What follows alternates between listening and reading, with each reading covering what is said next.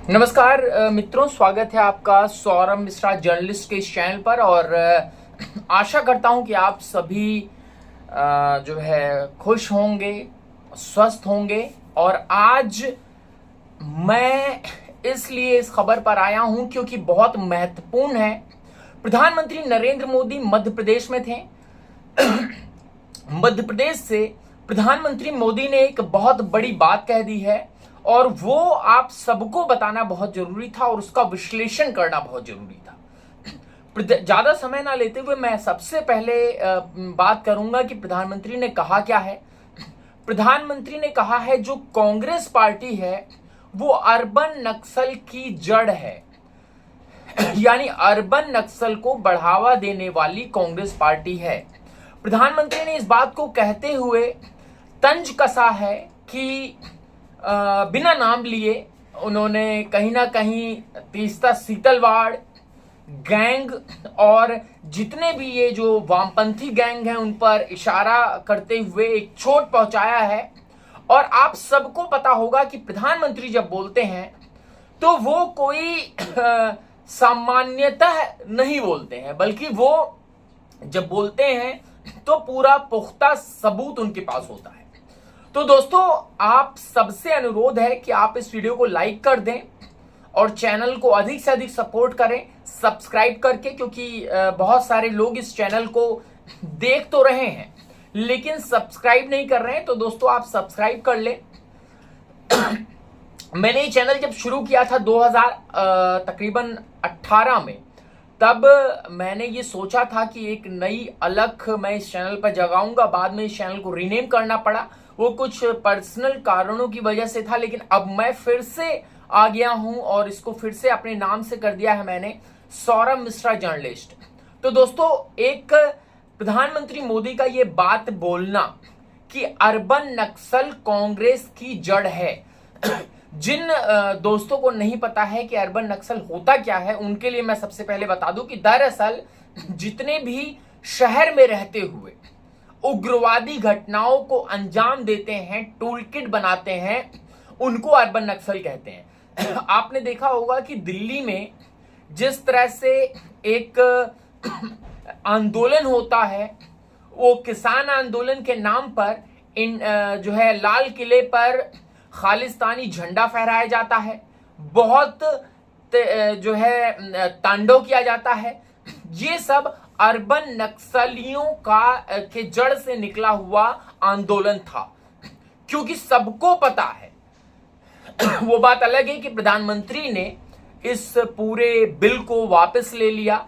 2022 का चुनाव था उत्तर प्रदेश का, इस वजह से किसानों में एक गलत मैसेज गया था कि ये बिल आपको बर्बाद कर देगा, तो प्रधानमंत्री ने इसको वापस ले लिया था। लेकिन ये बहुत ही अच्छा बिल था और एक टूल किट तैयार हुआ था बाकायदा, और उस टूल किट के थ्रू एक ब्लास्ट किया गया था जिसमें आपने नाम सुना होगा उस वक्त, उससे पहले एक नाम नहीं सुना था आपने, वो था ग्रेटा थंबनेल का। ग्रेटा नाम की सोशल वर्कर जो कि फॉरेन में रहती है, हमारे देश से लेना देना तक नहीं है, उसने ये कहा था कि आई सपोर्ट किसान्स इन इंडिया, मैं इंडिया में किसानों का सपोर्ट करती हूं। तो दोस्तों, उसको पता नहीं कहां से उस सोशल वर्कर को भारत के किसानों की समस्या पता चली और वो एकदम से दर्द उसका उमड़ पड़ा दर्द। और एक और नाम था, नाम है मियां खलीफा। मियां खलीफा एक पॉर्न स्टार हैं और एक सभ्य समाज उनको बिल्कुल ही जो है जगह नहीं देगा। एक सभ्य समाज जो कि भारत का एक सभ्य समाज है खासकर, वो उनको जगह नहीं देगा। वो भी आई स्टैंड विद किसान, वो चली आई थी। उसके बाद भारत में बैठे अर्बन नक्सली जो अर्बन नक्सल फैला रहे हैं, उन लोगों ने पुरजोर इसका साथ दिया था। दोस्तों, जब ये बात हो रही थी, मैंने इस चीज को इसलिए बताया क्योंकि प्रधानमंत्री मोदी ने आज अर्बन नक्सल का जिक्र कर दिया, और अर्बन नक्सल का जिक्र जब प्रधानमंत्री मोदी करते हैं तो उन सबको जवाब दे रहे हैं वो, चाहे वो ग्रेटा हो, या फिर वो मियां खलीफा हो, या फिर वो राकेश टिकैत हो, या फिर वो भारत में बैठा कोई भी व्यक्ति हो जो सपोर्ट कर रहा था किसान आंदोलन को। किसान आंदोलन को सपोर्ट करते करते ये विरोध देश का कर बैठे, इनको पता नहीं चला। दरअसल हमारे देश में कुछ भी बोल देना और किसी भी चीज को लेकर सवाल खड़े कर देना बहुत आसान है। ये वो देश है जहां पर भगवान श्री राम के अस्तित्व पर सवाल खड़ा किया गया।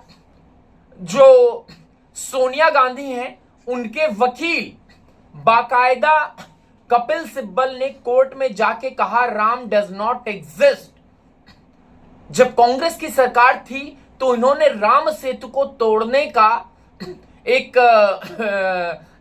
कॉन्ट्रैक्ट जारी किया था और कहा था कि हम डेवलपमेंट करने जा रहे हैं और राम सेतु को तोड़ देंगे। इस पर जब जज साहब ने कहा था कि आप ये आस्था से जुड़ा मामला है, तब कपिल सिब्बल ने कहा था राम डज नॉट एग्जिस्ट, यानी राम का कोई अस्तित्व नहीं है।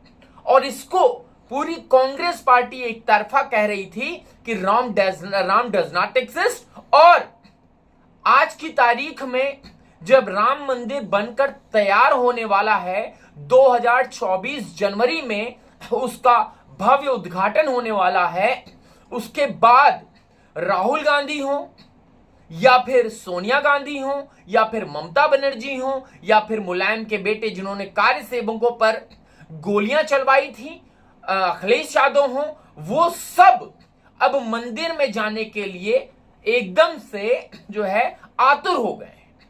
उनको अब राम में सब कुछ दिखने लगा है। जो कांग्रेस पार्टी के नेता ये कहते हैं कि रम में राम है, यानी कि दारू में राम है, इतनी गंदी भाषा का प्रयोग किया जाता है। और ऐसी पार्टी, हमें बहुत ज्यादा शौक लगता है, हमें आश्चर्य होता है कि ऐसी पार्टी को भी आज की तारीख में हमारे देश में अभी भी लोग वोट कर रहे हैं।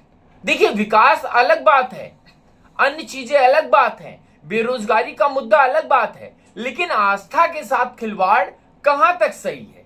और जब हम जैसे पत्रकार ये बात कहते हैं तो हमें गोदी मीडिया का ठप्पा लगा दिया जाता है, कहा जाता है आप गोदी मीडिया हो। लेकिन ये भूल जाते हैं कि पिछले 60 सालों में कांग्रेस सरकार के समय में जितने घोटाले हुए, उन घोटालों में कभी भी वो मीडिया बैठकर ये नहीं कह पाई कि कांग्रेस पार्टी ने इतना बड़ा घोटाला किया है। उन्होंने मनमोहन सिंह से एक बार सवाल नहीं किया, उन्होंने सोनिया गांधी से एक बार सवाल नहीं किया। वो 60 सालों तक उसी के गोद में, यानी कि कांग्रेस की गोद में बैठे रहे। ये लोग कहते हैं कि हम देश को सुधारेंगे। दोस्तों, ये बहुत ही सोचनीय विषय है कि आखिर ये जो स्टैंड चेंज करते रहते हैं, बदलाव करते रहते हैं, अपने बयान बदलते रहते हैं, ये लोग कौन है? स्टॉलिंग जैसा व्यक्ति जो ये कह देता है कि सनातन कीड़े मकोड़े समान है, सनातन को उस तरह से खत्म कर दिया जाना चाहिए जिस तरह से डेंगू मलेरिया। और इस पर वामपंथी पत्रकार, वो पत्रकार, मैं नाम लूंगा रवीश कुमार, जो CWC का मेंबर रह चुका है, यानी कि कांग्रेस की वर्क कमेटी जो है उसका मेंबर रह चुका है, और वो कहता है कि मैं जो है वो कहता है कि मैं साहब ये सब जो है मैं देश के लिए खड़ा हूं। और वो रवीश कुमार जिनका भाई रेप के आरोप में आरोपित है, उसके लिए रवीश कुमार ने एक बार भी प्राइम टाइम नहीं चलाया। हम जैसे पत्रकार जब हम सच कहते हैं और सत्य कहते हैं तो ये लोग कहते हैं आप गोदी मीडिया हो।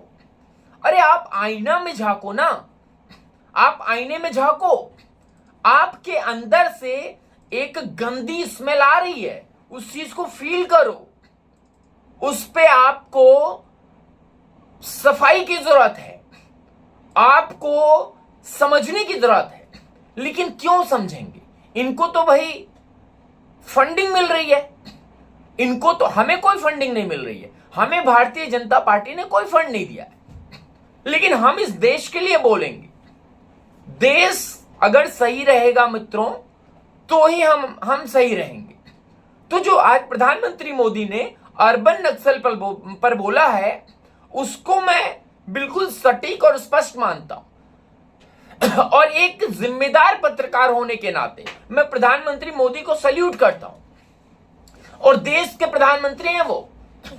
कई बार विपक्षी पार्टियां सिर्फ ये मान बैठती हैं कि वो भारतीय जनता पार्टी के नेता हैं और वो समय समय पर कांग्रेस और विपक्ष को इतना चोट पहुंचाते हैं कि वो आज खड़े होने के लायक नहीं है।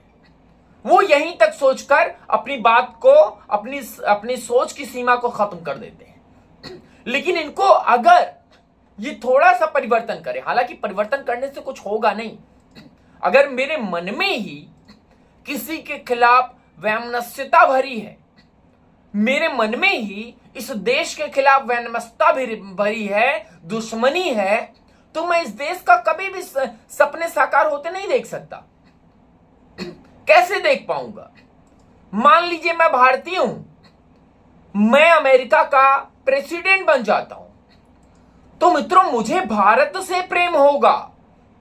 और आप अपने ऊपर लेकर देखिए कि आप अमेरिका के प्रेसिडेंट बन जाते हैं, तो आप अमेरिका के लिए ज्यादा सोचेंगे या भारत के लिए ज्यादा सोचेंगे?